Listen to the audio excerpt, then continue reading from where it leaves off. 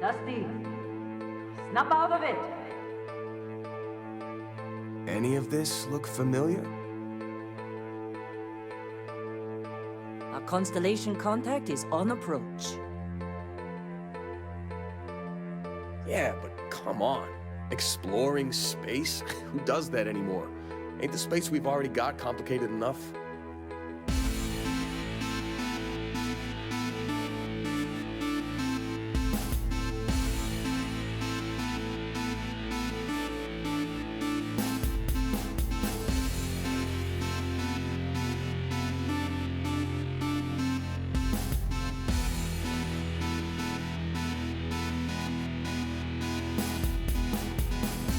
Welcome aboard the Starfield Report podcast.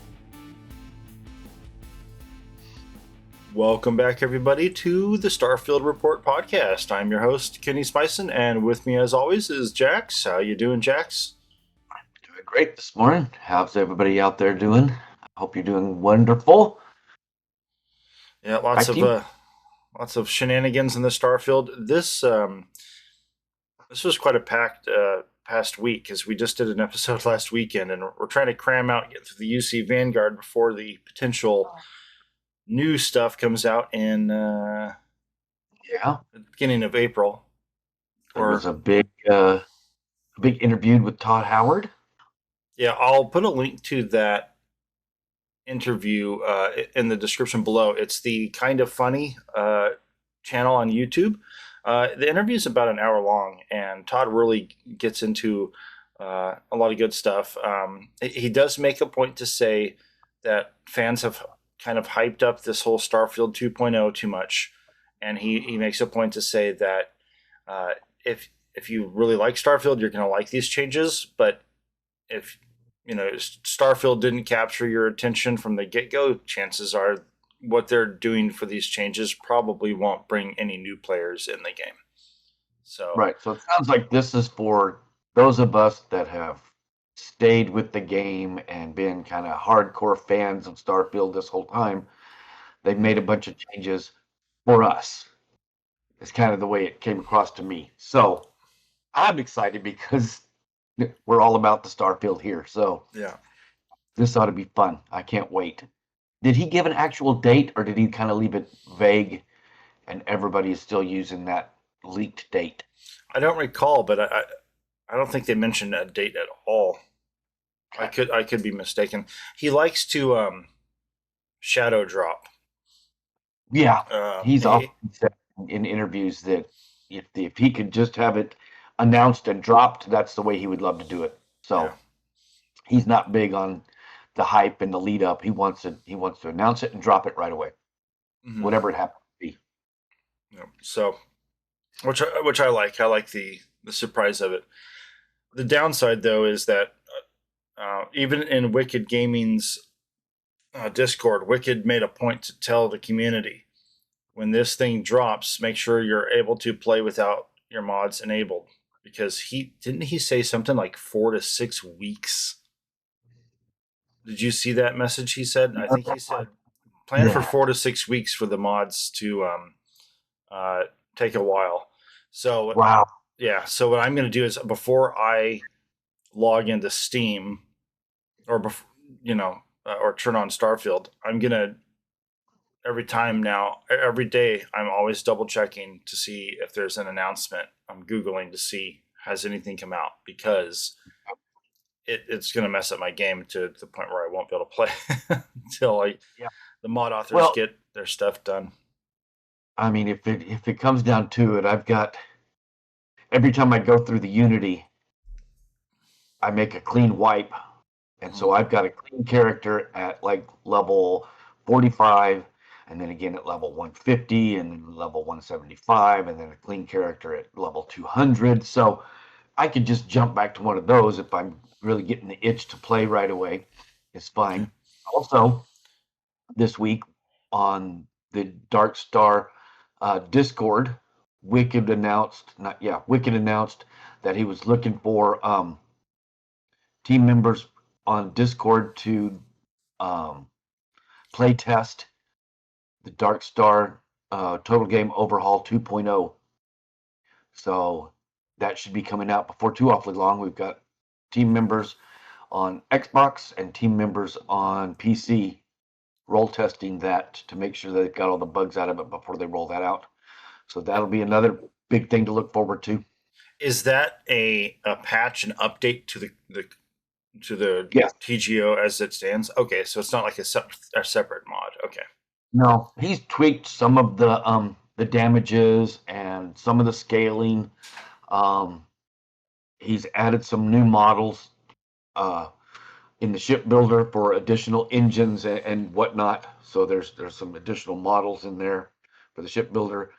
If you go to the Discord, if you're a member of the Discord there, and you just go to the Dark Star TGO page, there's a whole rundown of all of the patch notes that it's going to change. Okay. So if you're interested in figuring out exactly what it is that's going to be changing on there, it's a whole page of different tweaks and changes and different things. So I've been waiting a long time for this because there's been a glitch in the game where if you put the storage bin on your ship from the Dark Star, that spits out when you put an item into the discombobulator thing that strips off all the legendaries. Mm-hmm. If you just put that, then everything just goes into your inventory. But there are specific storage bins for armor and for weapons and for the legendary attachments. Okay, so if you make those three things and set them on a shelf, everything's supposed to auto sort into those different ones. Well, those things are migrating through the floor. Like I've been having some problems with some other mods where over time those things migrate around and then you don't have access to them, and all your stuff is in one of those bins, and one of those bins is behind the wall and you can't get to it. So there's a certain room. There's my in my ship. I've got a 1x1 room that I like to hand decorate for my my shop, my repair shop, where it's going to have all of my different benches and all the different things. And I've got a design idea already planned out for it, but part of it is those bins. And I've got them set on a shelf in a certain spot, but then they migrate away and it kind of destroys the whole thing. So I've just been holding off on doing anything with that room until this 2.0 comes out, and hopefully that fixes that glitch. With Dark Star stuff, I've pretty much kept. I keep all the legendary effects on me running around in my inventory because they don't weigh anything, so I just keep them there. And then eventually, once I have my armor, my helmet, my jetpack, and my weapons, I usually have 3 weapons per character. I might have a 4th weapon. Could potentially sometimes I might go with like a heavy gun just for fun sometimes, but for the most part, I keep it pretty simple. And once I have them all built, I'm just gonna get rid of all the legendary effects once I have everything built the way I want it. Yeah. I just like to, I toy around with it. Got my one weapon that I mostly use, and then I got a built-up shotgun. But every once in a while, I'm like, a little pistol blaster might be cool in this quest. So I go and make me a blaster with a silencer on it and all the different effects I want, and run through a quest with that thing. True. So, yeah, I might just dump them into a chest somewhere and just let them pile up. Right. So, and then now you've got there was a mod you wanted to talk about. Yep, one of the friends from the Dark Star Discord. His name is Da Angry Mechanic. That's what he goes by. He's got a new mod coming out, and it is a player home for the Crimson Fleet. So once you finish the Crimson Fleet quest line, you got to side. If you side with the Crimson Fleet, you get a player home, and he's redesigned the entire player home. And he's got quite a few mods out there and knows what he's doing. And I've put a link in our chat to the YouTube announcement trailer for this mod. So if you're interested, go check it out. It's got a lot of features in it. Everything's been redone. Everything is not everything, but it's really interactive. So there's like 2 or 3 different consoles that you can sit down at. When you go to use a console, it actually has your character sit down at the table and type. So it looks Okay. like playing. You're sitting there at Yeah. your computer using the computer. So that's cool. Um, it's got all the stuff that you need: the bed, the workbenches, everything else. It's got a storage system um, in it, handcrafted storage system where you can access your ship from inside the player home. And then from there, you can take all the stuff out of your ship, you can put it in a bin, and it'll auto aggregate all of that stuff out to individual bins for armor and weapons and food and clothing and ammunition. It separates it all out. So it's real easy to just run in there, grab all the stuff out of your ship, throw it in the bin, and walk away. And now everything's all separated for you. So That's a that's a pretty big sweet deal. setup. Yeah, I'm Yeah. showing the chat window here on the recording, and so people can see what the YouTube video looks like here. This is like you said, it was a 10-minute video. It's about 10 minutes, I Yeah, think. so we're not going to actually play it through, but I'll put a link in the description for you guys below. So you guys will see a link for this as well as the link for the kind of funny Todd Howard interview. Yeah, awesome. Lots of info this week. Man, we haven't even got started talking about our quest yet. I know. So let's see. We both of us happen to not do the friends like these quests or quest at the end there, so we're gonna stop short at that point. So the last quest we'll do tonight this morning. Wow, I'm tired. Is eyewitness. But anyways, let's go ahead and it works out in our favor because well, Jackson, you were mentioning before we started recording that this quest line is very, very information heavy, and in Yeah. fact, I would say this is definitely the most popular faction quest. And some people say, a lot of players will say that this quest is better than the main quest. And a friend of mine, he just told me, he said, this is the main quest for me because it's that entertaining. There's a good mixture of story and action that really does give a good balanced feel. You can get this started without ever even having to go to the lodge. I usually will step into the lodge and then introduce myself and then step out.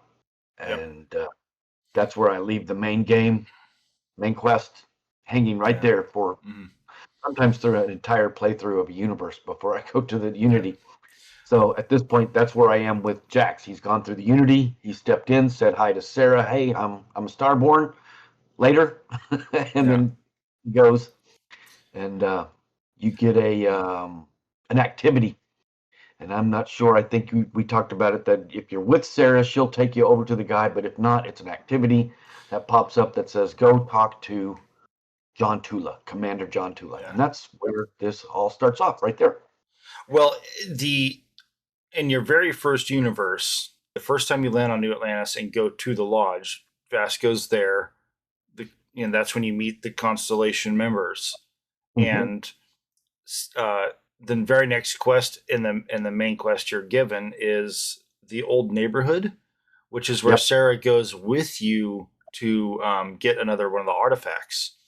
But the first thing she does is she'll take you straight to Commander Tuula, big awesome Samoan guy, and he you get whatever information.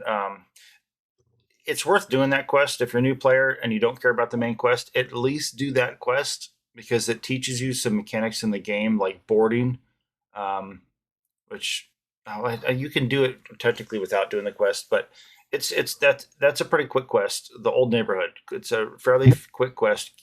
I recommend doing that because there's a guy that you save that becomes you can find him after the quest and hire him to be a crew member, and he's got the piloting skill and a couple other good skills. But in the event that you just want to not have anything to do at all with the main quest, after you've gotten the artifact to the lodge and you've met the Constellation members, you can just literally leave the lodge and go straight to Commander Tula, which is in that same district. It's called the Mast District in New Atlantis, and you can just run right over there and talk to him. It's beneath that huge tower that's got it's kind of like the curved base. It's like all glass. So he's it's pretty straightforward. The Vanguard. We'll try to keep the details abbreviated here, but the Vanguard is like a civilian. It's kind of like a militia of sorts that the UC Vanguard or the United Colonies military officially endorses and has Commander Tula in charge of. And so you're not actually part of the military, but it's like a militia of sorts. And they're kind of charged with protecting the shipping lanes, right? Mm-hmm. Yeah, so they're kind of the spaceship police, per se. Just kind of keeping an eye on things and making sure there's not a lot of illicit activity going on out there in the galaxy. And also just being good Samaritans, out there. It's kind of like a what's the good PR, good public relations to the rest of the galaxy. Back in the day, you used to always see the motorhomes have a sticker on it, and it had like a little, I can't remember if it was a smiley face or it seems like there was a face, and it was the Good Sam's Club. And it was, generally these retired people, and they just kind of keep an eye out for one another. If you're broke down on the side of the road, just be, these guys would pull over and say, "Hey, you need some help? Changing a tire, whatever." But you don't see that too much anymore. But I remember that as a kid. I remember that seeing that sticker often on motorhomes. Anyway, sorry, tangent. Yeah. Okay. So the name of this initial quest where you go meet Commander Tula is Supra et Ultra, and you get anywhere from 7,000 to 20,000 credits depending on your XP level. But I definitely, I will say this: I highly recommend players at least do the first 2 missions of the Vanguard quest line, even if they're not interested in it, because you get some cool stuff for your ship. So we'll get to there in the next quest. But in any event, this quest, there's no action. The first thing you do in this quest is there's 2 things. The first one is you go through this museum, which is really cool, and they have all of these displays with a little button that you touch, and it will tell you about the journey of how humans left Earth and how the United Colonies formed, and then how the Freestar Collective formed out of the United Colonies, separating themselves. Your classic case of whenever you establish colonies and then you spread them out, eventually the people are going to want to govern themselves, and it's inevitable that if the diplomatic relations don't result in a peaceful separation, you're going to have a war.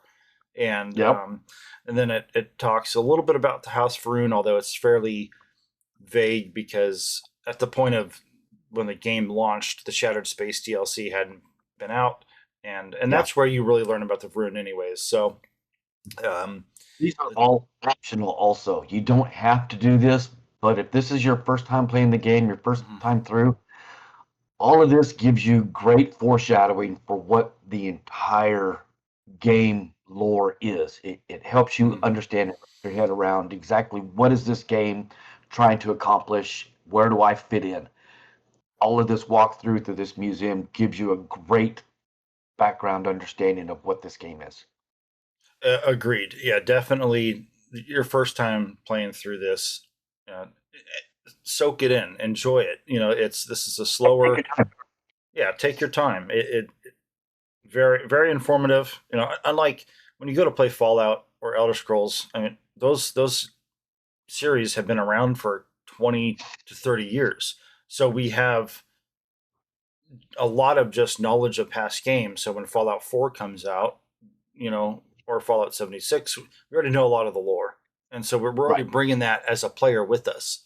Starfield's a brand new IP. And so if you really want to understand the lore of this game, definitely go through this entire thing. And Commander Tula will actually mention that to you. If you do Mhm. all of them, he'll say something like, "Oh, you did all the exhibits or whatever." He says something to that effect. The next thing in the Right. quest you do is the flight simulator. And so as soon as you leave the museum, you go upstairs into the flight simulator, and it puts you in a pretty cool little combat simulation where there's multiple waves, and I think you have to get through at least 4 of the waves. Um, and I only ever got through 5 or 6 of them. I think it's total of 7 waves, and 6, but but 6. either rate, Okay, I've gotten through 5. yeah.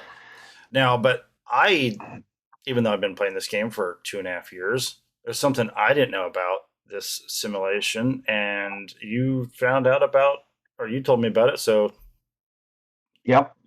So you get to the simulation room, and there's an instructor there that tells you, all right, go ahead and have a seat in the simulator. We'll start the simulation soon. You need to complete 3 of the 6 levels, and try to do your best. Blah blah. Okay, great.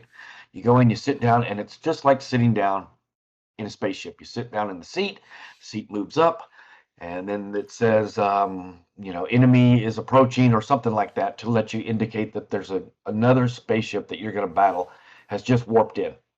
At that point, you can hold the B button down, and just like in your spaceship when you're out in space, you move back and you stand up and get up out of the seat. And if you walk back down the stairs and around the corner, there's a control console. There's a computer console. If you open it, it'll pause the simulation, and you can read through this console, and it gives you better shields for tier 1, gives you an extra buddy spaceship that's going to show up and help you fight, and I think it gives you better weapons. And then there's a locked portion. If you can unlock master locks, you can unlock this particular one, and it will give you all of that, and it'll give you all of that, but better, I think. And it'll give it to you for the entire simulation.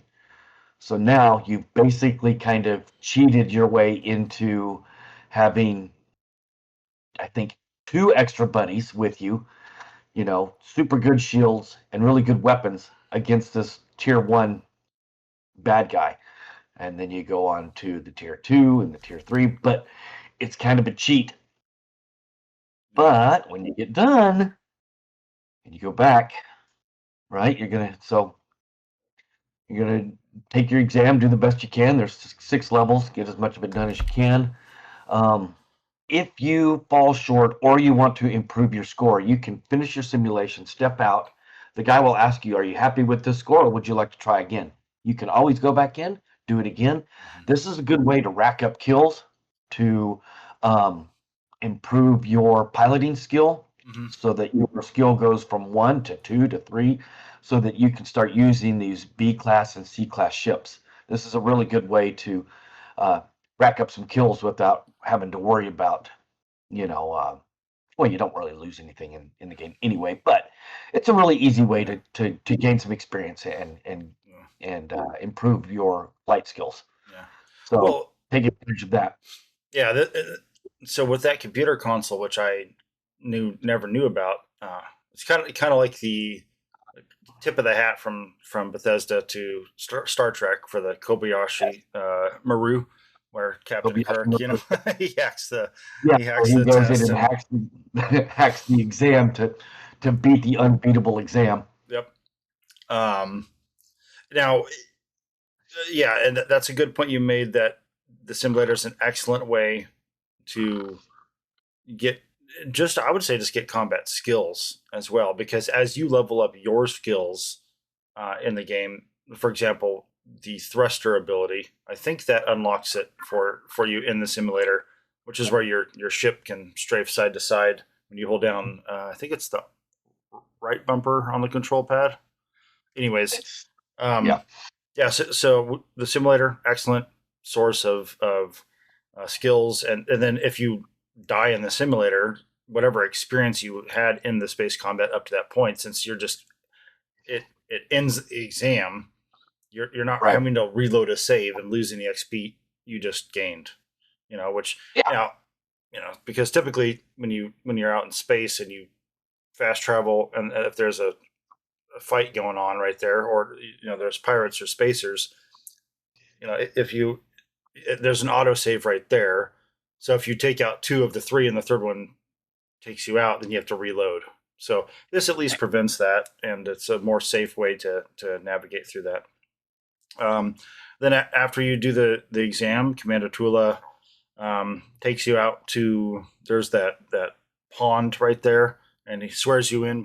They'll raise your hand and pledge your allegiance to the Vanguard, which was with my Cyber Runner character, because she's a thief character. She's doing this purely out of the motivation of how can I, Yeah, whatever. yeah, pinky fingers crossed. So it's kind of fun playing through that with that state of mind with this particular character. Right. So When you finish the exam and you go downstairs and start talking to Tula, he'll go and review your simulation score, and he'll talk to you about your simulation. He'll talk to you about becoming a citizen of the United Collective. What is it? United UC. Colonies. United Colonies. That's it. And he tells you that you got to be a citizen in order to purchase property. So looks like with your score, you can be a citizen in as short as 10 years.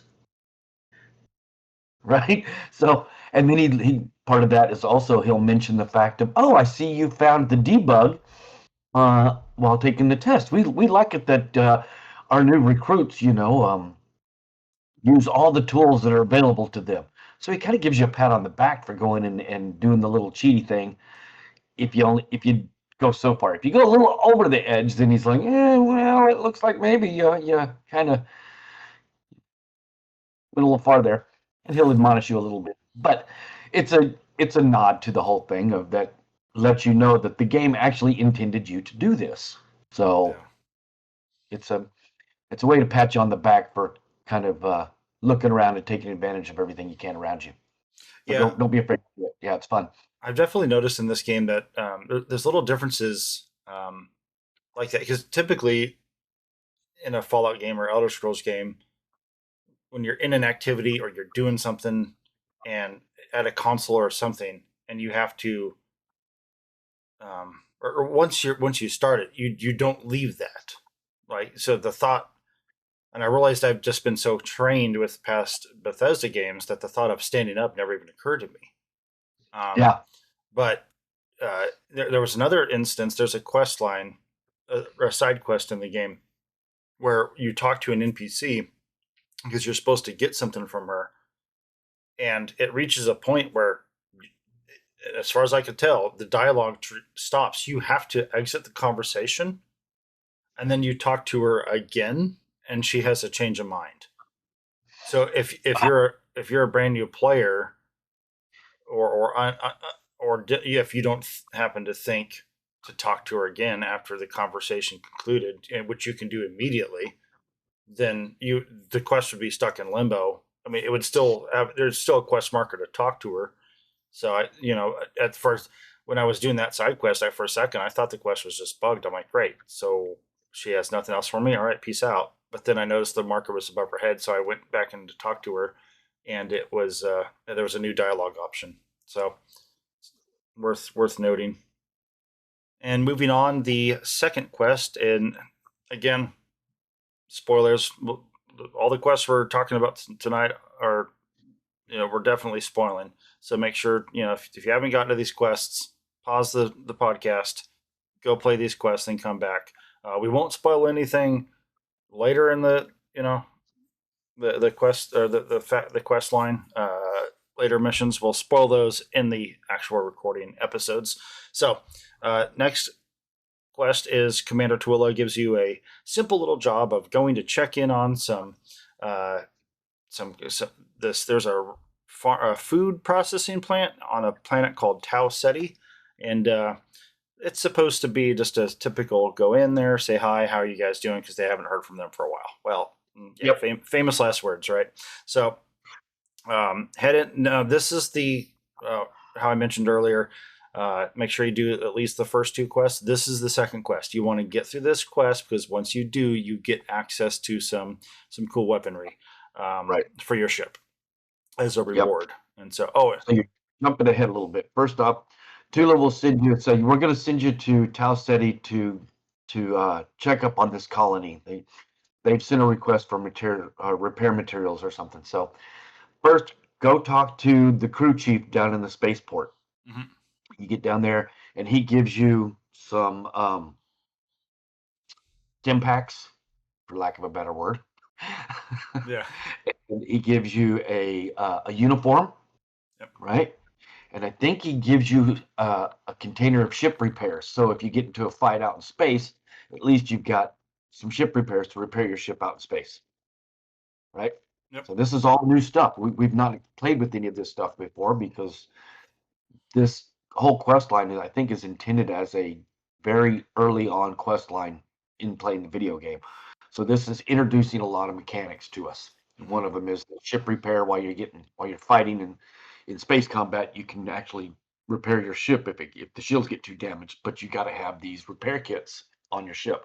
So they give you that. They give you a few things, and then they send you to Tau Ceti 2.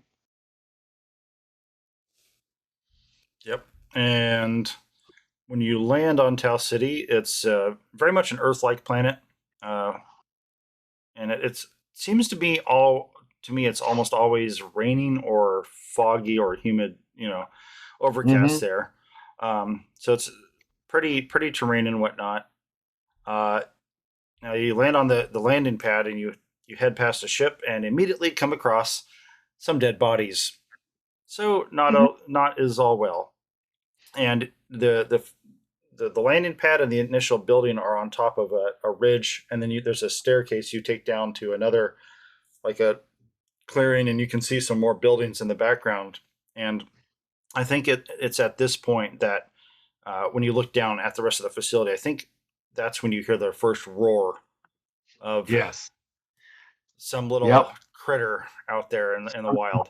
And Yeah. so, Not in um, Kansas anymore, Toto. no. A fun slight tangent here, but during the first quest on Crete, during the tutorial phase of the game, when you're taking out the pirates before you go to New Atlantis, if you pay attention to what's there and read the computer consoles there, it also foreshadows some of this stuff. Okay. So, anyways, you make your way down into the courtyard, and you'll hear a voice. And all of this, thankfully, in this quest is pretty straightforward. But you'll hear a voice coming across a radio, and um, and it's a gal named Hadrian, and you'll immediately get a quest marker, and you can see she's on the second floor of the building on the other side of the courtyard. So you run up in there, and we won't get into too many of the details here about the conversation, but basically there's a creature known as the Terramorph, which is on the loose and killed everybody, and she's the sole survivor. Um, and she has a plan to take the thing out, which this is definitely kind of the most creepy and intense moment in the whole game. This whole little mission, the first time you do it in particular, um, but it's she has a plan to turn on these turrets that are on all the roofs to start targeting the creature. Your She has a special way to track the monster. In order to do that, you have to program some console to a certain frequency, which it's all pretty straightforward. So you go into this, you leave the room she's at, you cross this courtyard and go into another building where there's a console, and you see this creature come up, and it looks kind of like those dinosaurs with the spiked tail, if I remember right. Now, by the time I think that particular creature you can come across in other places, but I hadn't seen one yet. So I think the idea is that you see this creature, you think that's the Terramorph, Yeah. and it's not the Terramorph, because then the Terramorph crawls up off the building, jumps down, and just kills that thing like instantly. And Terramorphs are like kind of like a spider-ish looking creature with Right. long legs, properly creepy, and a great creature design for being like a sci-fi horror kind of creature. Mhm.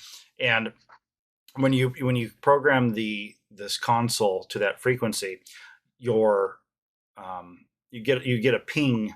You start hearing a constant ping, and that it's if it speeds up, that means the creature's getting close to you, and so that's Yeah. how you can kind of keep yourself safe. And yeah, it gets pretty nerve wracking when you're hearing this ping, ping, ping, ping, and Right. then so I learned a little tip. It will not follow you inside any of these buildings in this lower area. So go ahead and leave the doors open for your safety. So that way, if it sees you and bolts for you, run inside. um, Gotcha. Didn't yep. realize that wouldn't follow you in anywhere. Yeah, it will. There's one building that had the ramp is or like there or the ceilings kind of caved in at like Yeah. a ramp, and it will kind of go down on the roof, but it won't fully come into the building. So it got a good whack on me this time around when I was running through there. Um, Now I did try to take it or do some damage with it with my sword, because I'm playing on my Cyber Runner character, and sword is her primary weapon. So I hit an Aurora, which has the slow time effect for 10 seconds, and Okay. I just went up and started slashing, but it didn't do a lot of damage, which is weird because um, my sword is by far my most damaging weapon, and I'm yeah, so that was a little weird. So I just switched back to guns, and if you jetpack, you can get onto to some of the taller buildings, um, Mhm. especially once you have all the turrets online. Then you can just get up on one of the taller buildings and just take some pot shots at it, and the turrets really do a good job on it.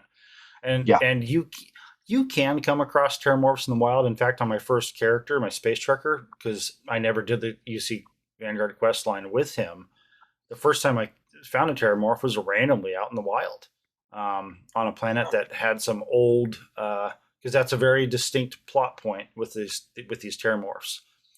They appear, uh, typically they've always ever appeared on planets that had humans colonized there for quite some time. If it's a Yeah. Like new, 100. like a century.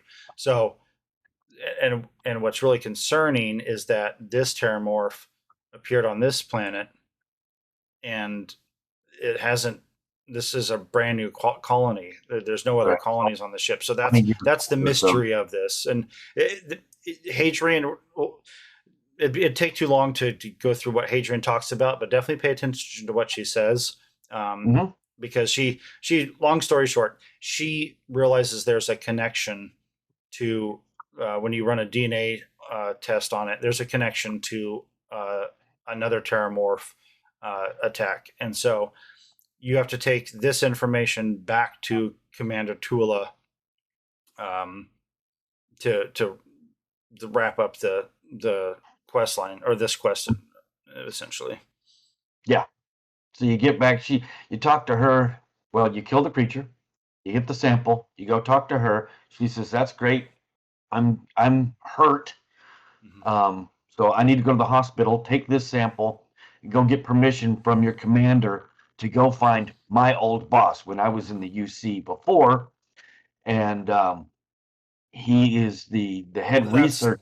yeah, that's the next quest. Well, Right. do you have anything about the Tau, this whole Terramorph experience yourself that you enjoyed?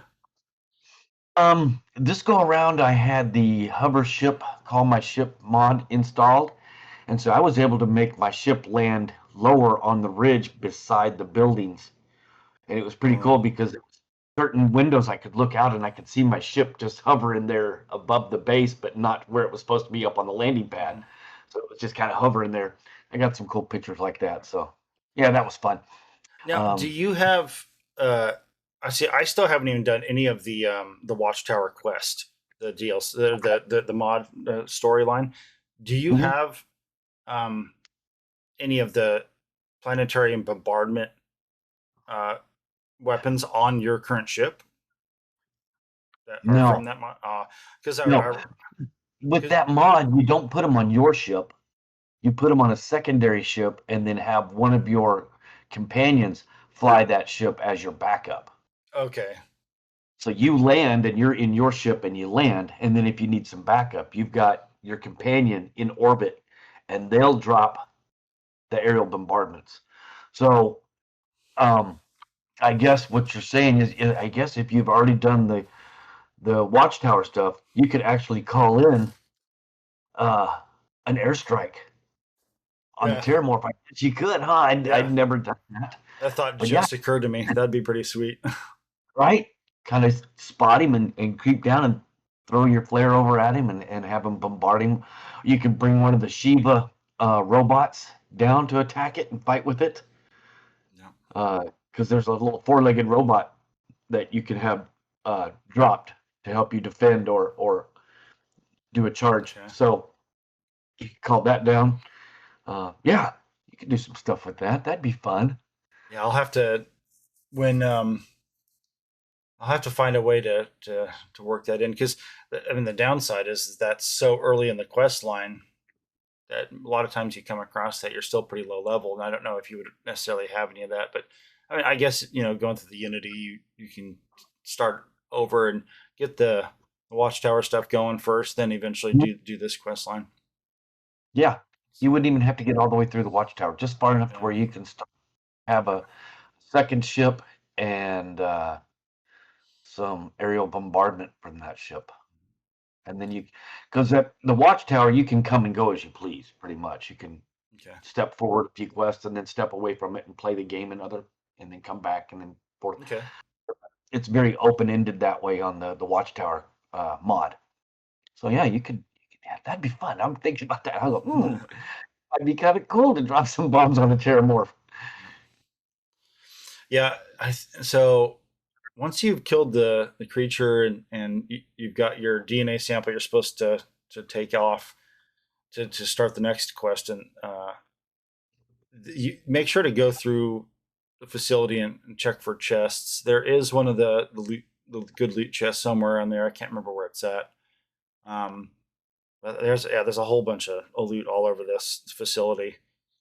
Yep. Lots of weapons. Nothing super high powered or high leveled, but if you're a new character, young character, I mean, all of that translates into money. So you can Yeah. get your pockets a little thicker. And so once you leave Talaseti, you head back to Commander Tula. To You need to find this person, this old connection that Adrian has, and this is the really important part. Commander Tula will tell you that you get the UC Vanguard spacesuit at this point, I think, and then he also tells you how there's the new weaponry you have for your ships, which Right. the hands down the best thing in this is the obliterators, and it's an upgraded UC Vanguard version of what's the name of those lasers I can't remember. It looks about the same, but you'll see the coloring's a little different. And I think you can only have 4 of them on your ship, the regular version, but this one you can put 6. Yep. And They so don't do as much damage, but when there's all 6 of them, they do more damage all total. yeah. So yeah, you can end up with doing more damage with more guns. Yeah. And then they have there's these missile pods. Yeah. And the missile pods, usually these ones you can have 4 on your ship, but these ones you can only have 2, but they hold way more missiles before they need to recharge. And so Okay. I typically when I build my ships, I only put 1 point of my reactor into missiles, which means they refill really slowly.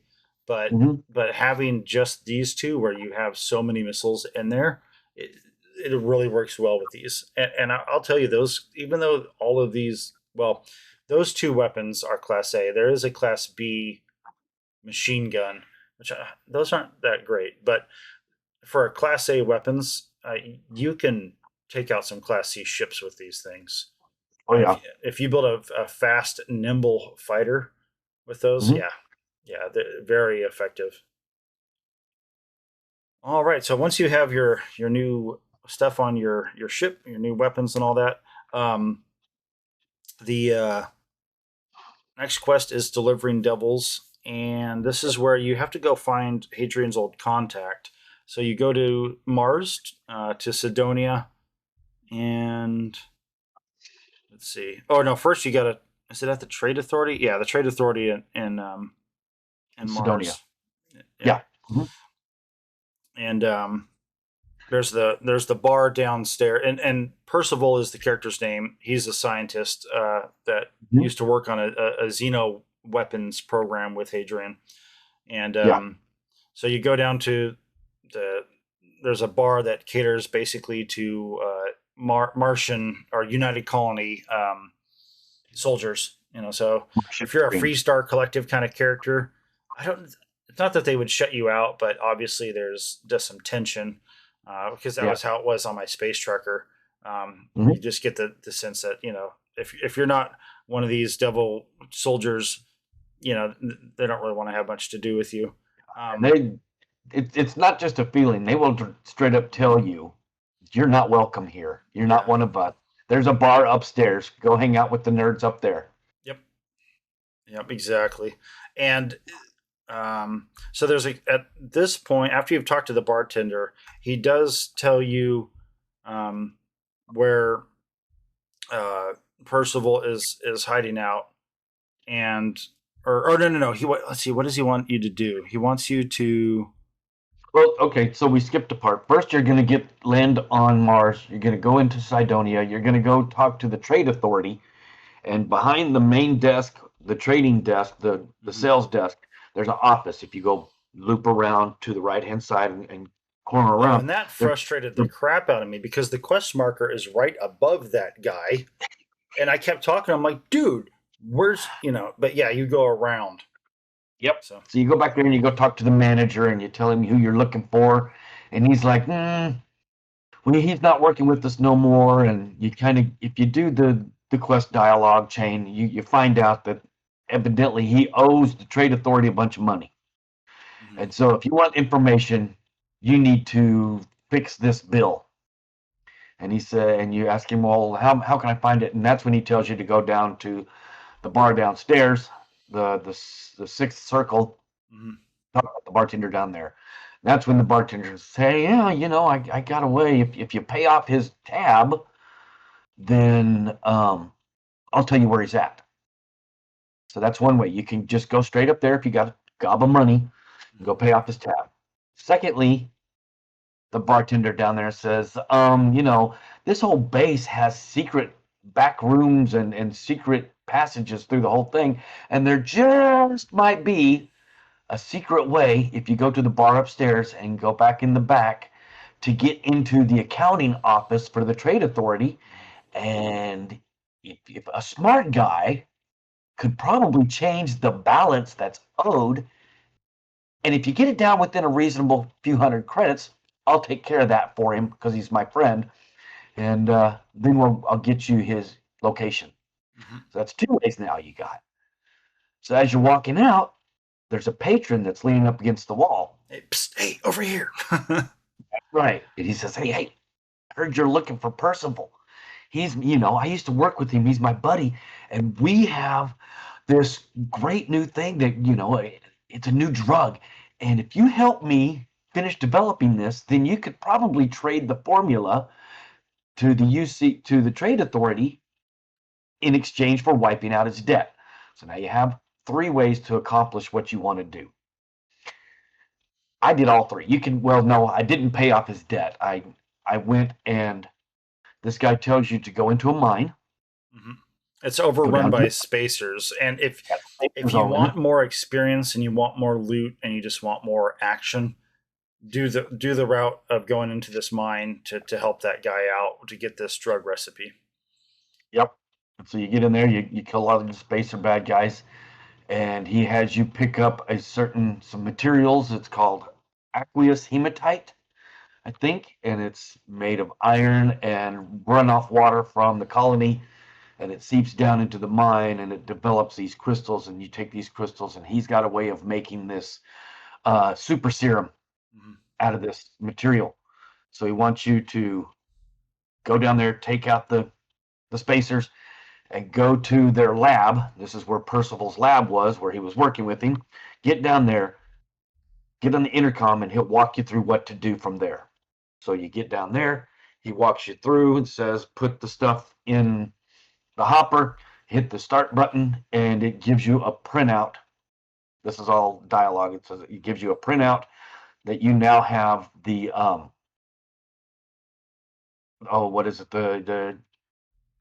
The recipe for making this new drug. And this kid, this guy from the bar, he calls it, this is a pick-me-up drug, right? Yeah. And so it gives you more energy and more endurance, right? It does a few things for you. But the main thing is that you've talked to him, and now you can go to the trade authority and trade this recipe in and hopefully get his debt wiped off. But before you do that, you want to go back, you want to sneak into the other bar, go back behind, sneak into the accounting office, yeah? Okay. And there's a bunch of goodies in there. There's a couple of guns and some ammunition. There's a few stim pack health. I can't remember what they're called. What are those in this game? They're stim packs, for lack of a better word. Med pack. Med packs. There you go. So there's some med packs on the wall, so you can loot all that stuff, and then you can take. And it says that Percival's debt is 10,000 credits. And usually at this point of the game, that's a lot of money. So you can reduce it down to 5,000, to 1,000, to 500, to 5, or to 1. So anything over 500, and the bartender won't pay it. He wants you to get it down into a few hundred credits, and he'll pay off the debt. If you get it down to 1, then the quest marker is going to tell you to go talk to the bartender now. Mm-hmm. So at that time, you go talk to the bartender and tell him, hey, I got the debt wiped down. And the bartender's like, oh, okay, here's the money. You can go pay off his debt. So you want a quick 500 credits? Make sure you leave it at 500. Otherwise, if you have it down to 5, he's only going to give you 5 credits. If you have it down to 1, he's only going to give you 1 credit. Oh, so he gives you up to 500 he gives you credits to go pay off the debt. But then at that point, you can go talk to the trade authority guy and to give him the recipe, the pick-me-up recipe, to settle the debt. And so now you walk away with the 500. Yep. And if you follow it gets even better. For a limited time, if you talk to him a little more, he'll ask you, well, what do you convince him that this is going to be a great recipe, it's going to be a money maker for the trade authority, and he's like, so what do you want for this? So you've got a couple of options. One of them is to pay off Percival's debt. The other one is many big stacks of credits. I want lots of money. And so if you tell him lots of money, he's like, okay. Then he says, is there anything else? Oh, yeah, by the way, wipe out Percival's debt. And he's like, done. So now you've got the 500 credits from the bartender. You've got Percival's debt wiped out. And the trade authority pays you big stacks of fat cash for this recipe. So you've come out a few thousand credits ahead now at this point. And everybody's happy. Yep. You also, at some point in here, I think you go back and you talk to the guy at the patron at the bar that wanted you to finish the drug recipe, and he tells you, yeah, okay, so here's the recipe. Oh, and here's a copy for you. So now you have the ability to start making this drug for yourself. Yeah. Something that I have not looked into is how much of this aqueous hematite is there in the game. I know it's a rare material because it's got the 4 little gold dots in the corner when you're looking at it in your inventory, which tells you the rarity. 1 dot is common, 2 dots is less common, 3 dots is rare, Yeah. 4 dots is super rare. So I don't know if there's someplace you could actually go to and start mining, to set up a mining facility and start manufacturing this pick-me-up drug as a money-making operation. I kind of want to look into that and see if I can actually make this, because for a while I was an amp dealer, so I felt like I was kind of a speed, Yeah. dealer, dealing, dealing meth on the side to make money. But this pick-me-up stuff, if it's worth a good amount and you can actually farm the hematite, that might be a good way to make some money. It's I a don't know. pretty good drug. I mean, it gives you a plus 50 to your carry capacity. So that for 15 minutes, I think. So that being that it's a unique drug like that, I imagine it should be worth a decent amount. I guess it depends on the ingredients going into it. Right. So at this point, you head back down to the bartender, and he tells you where Percival is, and he's at the mines. There's an old laboratory there that was part of the Red Devils. Oh yeah, that's right. It was the old Red Devils HQ. The Red Devils were a Martian, United Colonies Martian, uh, advanced, like the Navy SEALs, so to speak. I think they've kind of been disbanded, but they're an elite, force of soldiers from the colony wars. Right. So yeah, Percival's just hanging out there. And it's pretty straightforward when you get to him. You give him the sample that Hadrian had you deliver, um, and he does some science-y stuff to kind of just advance narratively the quest line, so that way you can go back to Hadrian. Now it's worth noting when uh, you can talk to him quite a bit. He has a lot of information. We won't bog you down with it here on the podcast, but definitely talk to him if you want to get more information out of the whole story and just kind of a little more context for stuff. Now it's important to know that if once you're done talking to him and ready to leave, I think you can technically fast travel out from inside the base, but go to the elevator and go to the surface, because then um, that way you can discover the fast travel, the POI, the fast travel Mhm. point to the base. So if you ever want to come back there, especially if you're role playing, like in your United Colonies background and all the whole 9 yards, and if you get the Red Devil um, suit and all that, you can, your ship will land right here at the base. Yeah. So So there's 2 elevators. Once you talk with Percival, there's 2. One leads you back into the mines, mhm. and then there's another elevator, and I can't remember. One of them is straight ahead, and one of them's off to the side. Mhm. And when you get to the door, it'll tell you elevator to surface, or it'll tell you elevator to abandoned mine. So Yep. Mhm. the quick trip is the one to the surface, and then at that point you have the location on your map. So now you can fast travel back and forth there. You can land your ship there. It's an actual location on your Yep. map now. So yeah, that's a good one good to know too. So you don't have to run through this whole 10-minute mine every time you want to go into the lab. Yeah, exactly. Um, Okay, yeah. so now from here, what do? We got to go back to the 6th circle, right? Yep. Yep. Meet Hadrian and bring Percival with us to meet Hadrian, and the 3 of us are going to have a meeting of the minds. Yep. Okay, Yeah. so we walk in, and they make their hellos, and I haven't seen you in so long, and then one of them starts to talk, and the other one's like, "Oh, we need to go to the back. The bartender said we can use the back room." Yeah. You all go inside, and you usher around behind the bar into the back storage room, and you have a little powwow back there. And there's a lot of information that happens at this point also. You find out some background for the Red Devils and the what's it called? Xeno warfare. Xeno warfare, yeah, division. And so that gives you some information. You're like, okay, well, I guess we got to take this to the UC Council and see if we can't get into the archives. And these archives is like triple locked, and so it's got a bunch of information from the Xeno War, from the Nerion War. Is it Nerion? Yeah, the Colony Wars. Colony Wars. Yeah. Yeah. The, And the, there's like the Nerian Treaty, I think, was what ended the Colony Wars. okay. But they keep all this locked up in an archive, and you have the only way you can get into it is by having the representative from the UC, the representative from the Freestar Collective, and the representative from the Baroon. They all three have to give you a password, and then all three of those passwords will unlock the archive, and then you can go in and you can do your research. Yep. So that's what you're tasked with now. You get back and you talk to Tula.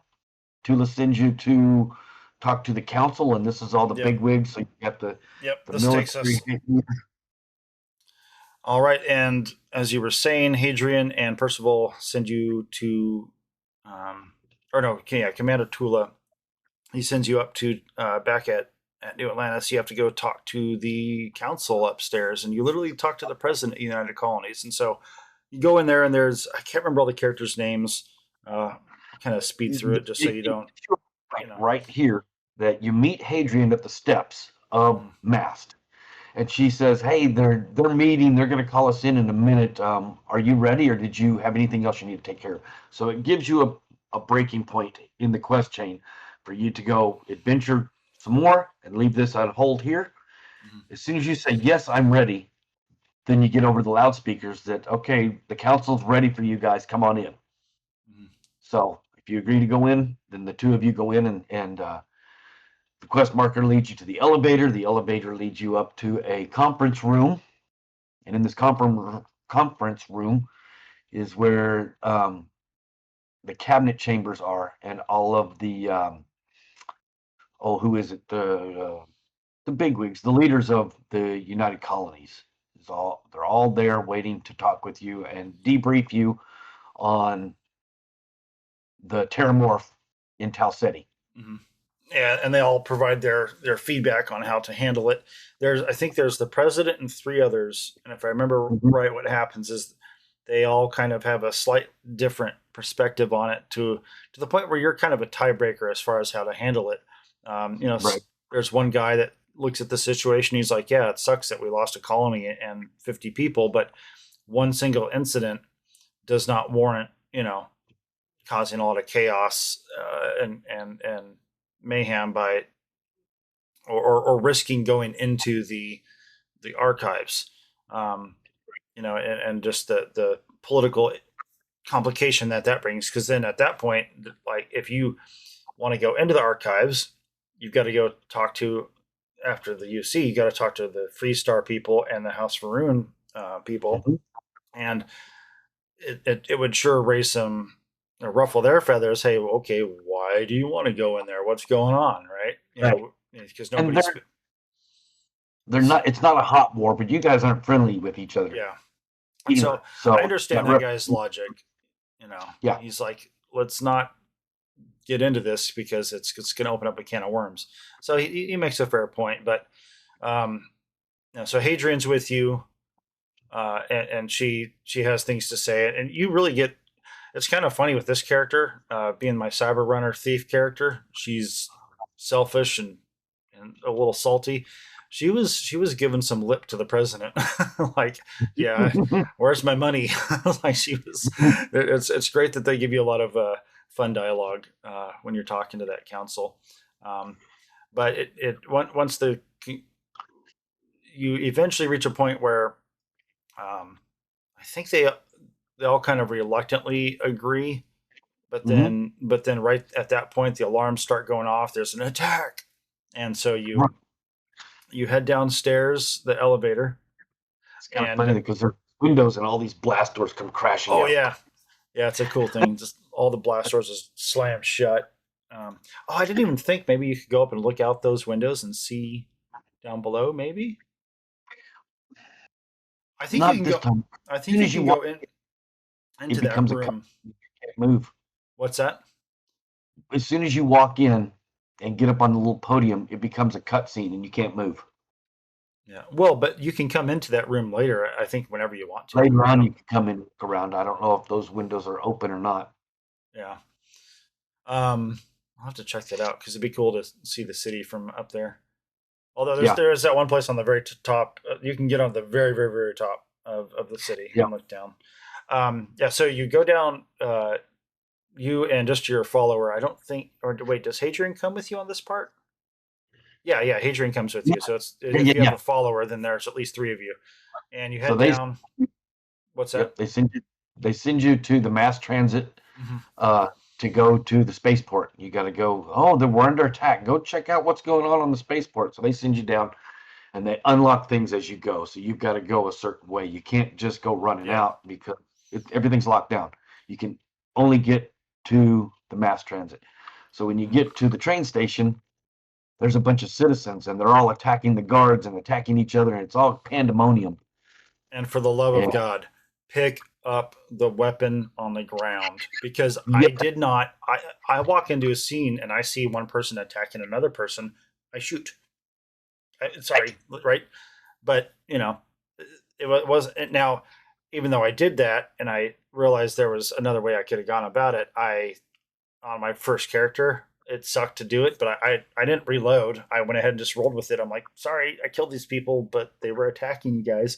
Anyways, you pick up there's this EM rifle, which there's a lot of weapons, and when you're modifying your weapons at a workbench, a lot of the weapons have the option to change to EM damage type, which incapacitates people without killing them. So if you want to play the whole, Star Trek, like, phaser, and there's a rifle version of, well, some weapons have it where you can change the weapon type, and then there's specifically these laser type guns. So there's a rifle version and a pistol version. I think it's the rifle version that's right there on the ground. You literally have to run over it to start shooting at everybody else. Instead of being the little white kind of blocky little rifle, the one that was laying on the ground for me was like an AA-99 style of weapon. Oh, really? So it's different. Yeah, it wasn't just the plain little blocky, like Institute guns from Fallout. Institute gun. That's a good way to compare it, huh? So this time I at least having that player knowledge. When I walked in, and it says pick up the EM gun. Yeah. And defend. Incapacitate. Yeah, incapacitate the crowd, basically. But I think as soon as you shoot and kill one of them, if you happen to not notice that marker, then that marker goes away, and then there's still 2 or 3 other people you have to take care of. So then if you happen to not catch it on the first guy, then you're going to end up just killing everybody and not realizing you could have done that. Right. Which you don't get in trouble for it. I mean, they admonish you, they lecture you over it, but there's no penalty. What's that? It was self-defense. Yeah. So at that point, you head out of the transit center into the courtyard, the spaceport, in fact, and it's specifically the landing pad to the left, because your ship is up to the right. So the landing pad over to the left, and the security guards tell you there's a couple terramorphs over there, and as soon as you show up, there's one attacking right as you get there. Oh, yeah. And all of the UC security is trying to hold off this terramorph, and you jump into action and take out the first terramorph. Yeah. And then if you talk with the guard right there, what is his name? He's Lynn, right? I think so. Is it Officer Lynn? Because he also has it's Yumi. Officer Yumi. Yes, he has a quest chain also that you can follow up on, and he'll send you to go do some detective work for UC security later on. Yeah. But if you talk with him, then he kind of looks around and shows you this table, and again, tons of ammunition. There's quite a few weapons. There's a bunch of med packs there, so load up. This is your chance to kind of get stocked up for the next little bit. And if you're having a hard time with that first terramorph, because Terramorphs are bullet sponges. They take a lot to bring down, and Yep. if they hit you physically, they hurt you pretty bad. And we should have mentioned this earlier too. Is they do have a ranged attack that's like a roar, and it does hurt you, but and it staggers you, but it's not nearly as bad as getting physically hit by them. So what I did on the stairs right there is there's those barricades set up, but you can shoot through it. So you just keep running around in circles, and he was aggroed only to me. So I had Lyria and Hadrian and all the security guys shooting at it while I was just running in circles around this thing. Chasing him around, yeah. Well, yeah, then you don't waste all your ammunition if you're running low on ammo, and yeah, that's a good idea. Yeah. We forgot to address the whole reason that the citizens are going nutso is the Terramorphs also have a mental attack, and they can terrify people around them into being scared of everyone else, and they give it's a telepathy, right? It's a Well, telepathic commands, yeah, it's like basically. a telepathic attack that causes you to hallucinate, and so Right. And you think everybody's out to get you or hurt you, or they're attacking you, and so you're attacking back. And that's why all the citizens in the train station started attacking, because they were under a mental attack by the Terramorphs. yeah. Now, on the two times I've played this now, when fighting the first Terramorph, I think it's Hadrian is shouting out to you, "Don't listen to it. It's okay. It's don't freak out." But Right. but in both cases, there was none of the. Maybe it was a bug, but there was nothing of consequence. There was no telepathic attack. I wasn't hearing voices. Nothing. But when you go out and fight the other two in the courtyard after you've had that little the regrouping with the security forces, that's when I started hearing the voices, Yeah. like, "Oh, it's all your fault," and stuff like that. Right. But then I don't think any other time I've come across Terramorphs out in the wild that doesn't happen. They're just a creature Oh, wandering around, and I think it does it later on does. in this Well, quest line later in the on when we quest get line, yes, but yeah. out in the wild, they don't. Right. No. Unfortunately, it would be Right. nice if they did, just to kind of add that extra, like, a little bit of. It doesn't really affect you hardly, but I don't know. It would be a nice touch to have that be something out there. It's kind of a freaky thing that when it first happens and you're hearing this voice in your basically kind of a voice in your head saying that, like you said, it's all your fault, and you're gonna die, and you there's no way you can win, and all this negative stuff, and you're just like, whoa. Yeah, the Yeah, first time I played this, it was pretty intense. yeah. I mean, it's pretty cool, Yeah. uh, and that's why a lot of players really like this. That mission, the storyline, it definitely has a lot of depth and a lot of different dynamics at play throughout the whole thing. So once you kill those two Terramorphs, now if you're careful, you can you can make sure to only aggro one at a time. If Yes. you run around a little too much, you might trigger both of them, and then that's good luck with that. But There's one that's so kind of center back in the mhm, spaceport, kind of adjacent to where your spaceship lands towards the back of the spaceport. And then there's one that's way over to, from your entry point, would be over to your left, yeah, and it's hidden yeah, behind some. So, like you said, if you don't just go running everywhere, you can kind of aggro one and keep him kited in one area, and then go handle yeah, the other one. You really don't want to have two Terramorphs attacking you at yeah, once. yeah, yeah. So I say I went on this character. I went left, and and to not aggro the one on the right, and I jumped up on top of a. Oh, I did do a sneak attack, stab attack, uh, Okay. right there, just to see how. But again, the sneak attack stab didn't do much at all either. Um, so I just hopped up on top of a shipping container and just used my Equinox, which has the fire ignite thing, which Oh is yeah, useful because that way when things are burning, you always know where they are. yeah, So, and it's doing additional area damage. yep, So it's not just the one bullet. Now you got bullet plus fire damage. He's yep, taking fire damage every round, so that helps out a lot. yeah. So then, I mean, a pretty straightforward fight at this point, and then Hmm.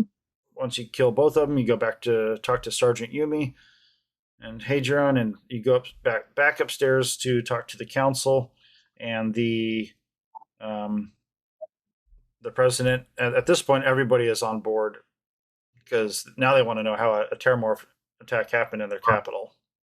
It's not just an over there thing. It's here in our backyard. Now we need to take some action. Which I'm glad the quest did that so quickly. You go from one quest where you think it's a backyard situation to the next quest where it's now here right now.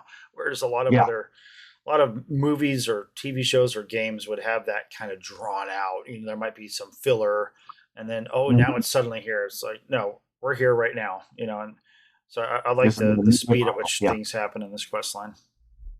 Yep, an immediate problem. So let's now suddenly they're all on board with let's take care of this. Yep. Okay, so they explained to you that you need to go talk to the UC representative, and she's going to give you some information. That'll take us to the next quest, right? Yeah, which we'll do next week. But yeah, so Deputy McIntyre is the Office of Interstellar Affairs. So now, the UC has given you permission to read the archives, so you have to go get it. You have to go get permission from the Freestar Collective and House Faroon. And when we do that quest next week, we'll clarify this. But I think you have to. I don't think you get the choice to which order to do it. I think they send you to the Freestar Collective first, then you go to the House Faroon, and actually that'll be 2 weeks from now. So. We'll get around to that. I've already talked to the UC rep, and she sent me to go talk to the others, and I'll check it out for sure. Because I think you're right. Every time I've played this, I think I've gone to the UC first. So I don't know if it was by choice or by design, but we'll find out. Because I will play that today, and check back in next week or next time we record, and we'll know for sure. I know, that's weird. I'm looking at the quest list, and I think we are pretty far through this quest line. Mm-hmm. I looked at a different website, and it showed, I thought it was like 15 quests, so I figured to do roughly 5 per, but let's see, we're 1, 2, 3, 4. That's 4 quests, but there's 1, 2, 3, 4, 5, 6. Okay. So we'll do... these is showing the 6th quest in the Inara right, the Inara page. Because you're on Inara. Mm-hmm. Yeah, I was just looking at the IGN, the wiki, the IGN one. Okay. Yeah, if you look at the wiki, Starfield wiki page, there's 3, 6, 7. There's only 8. Mm-hmm.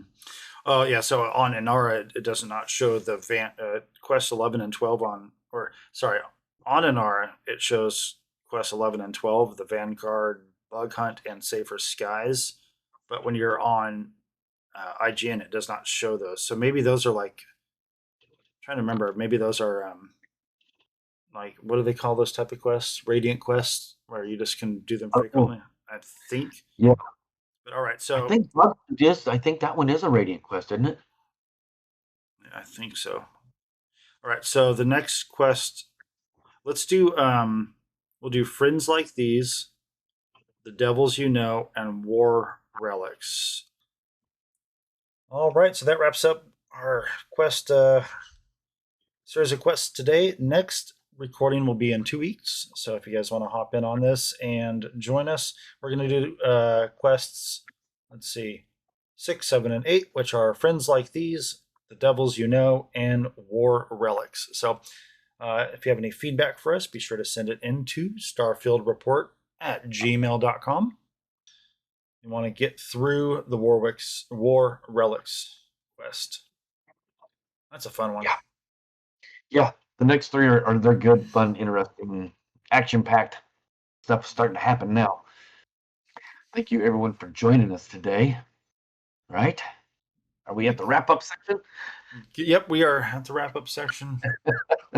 So, yeah, it's been a good time talking through this. It's fun doing this quest because it's been well over a year since I've done it did it on my Combat Medic.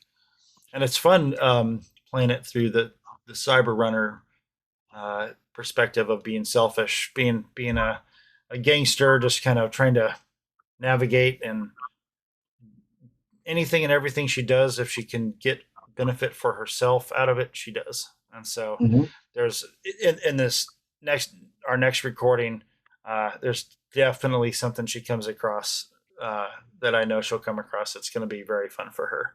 So it, we'll get around to that when we get around to it. Oh, good. All right. So 2 weeks from now, so we're looking at that next recording is going to be Saturday the 21st. Oh, sorry, Saturday the 7th.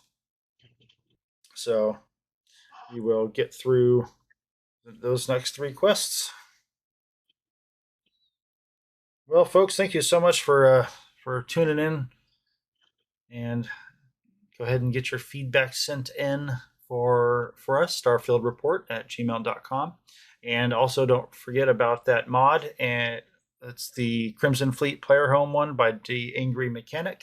Now, we'll definitely revisit that mod at the least when we get to the Crimson Fleet quest line. Yeah.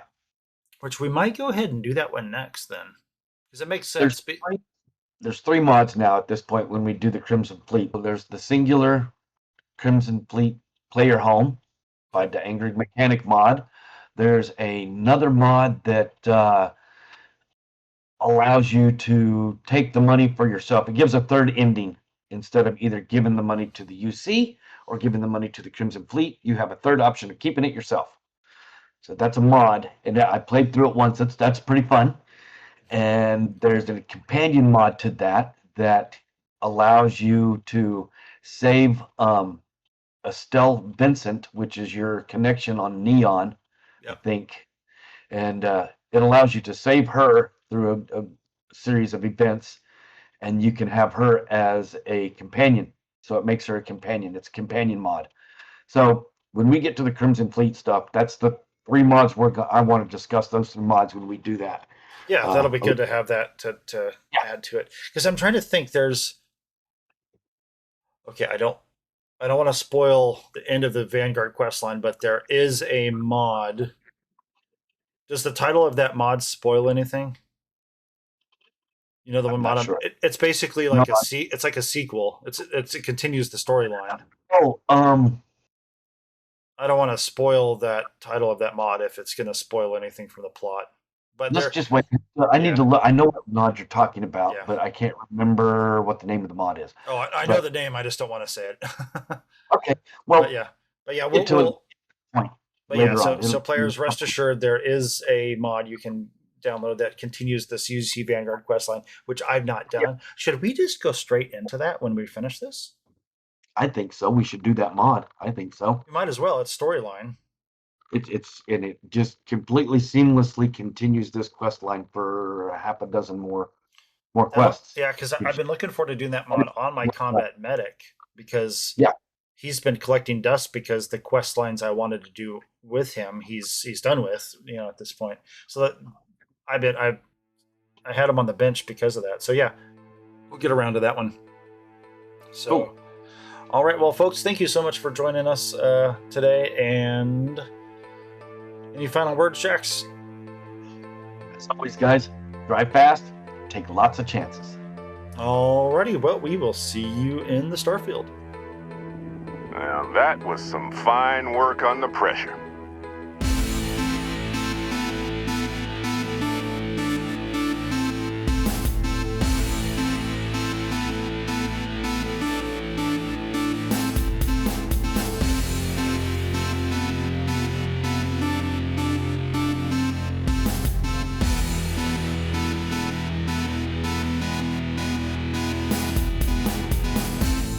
Get out of here, Dusty. You're on to bigger things.